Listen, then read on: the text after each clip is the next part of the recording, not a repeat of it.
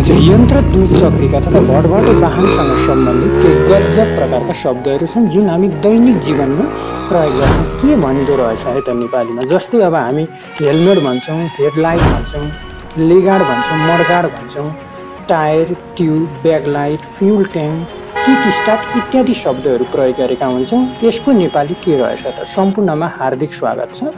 म दिपदर्शनको। आज पनि यी शब्दहरू जुन हामी अङ्ग्रेजीमा प्रयोग गर्छौँ, कति त हामीलाई यसको नेपाली रूप थाहा नहुन सक्छ। मैले आज समेट्ने प्रयास गरिरहेछु। कृपया च्यानलमा नवीन हुनुहुन्छ भने हजुरले सदस्यता पनि ग्रहण गर्न सक्नुहुन्छ। जस्तै अब हामी हेडलाइट भन्छौँ, यसलाई अग्रदीप भनेर भनिन्छ। स्ट्यान्ड भन्छौँ, स्ट्यान्डलाई आधार दण्ड भनेर भनिन्छ। यस्तै गरी अब हामी टायर भन्छौँ, यसलाई चक्रावरण भनेर भनिन्छ। ब्याकलाइट भन्छौँ, ब्याकलाइटलाई पश्चदीप भनेर भनिन्छ। फ्युल ट्याङ्क भन्छौँ नि, फ्युल ट्याङ्क पनि अङ्ग्रेजी हो, यसलाई इन्धन पात्र, ऊर्जा कोष भनेर भनिन्छ। अब हामी यस्तै गरी हेलमेट भन्छौँ, हेलमेट पनि अङ्ग्रेजी हो, यसलाई चाहिँ शिरताड अथवा भटभटे शिरपोष भनेर पनि भनिन्छ।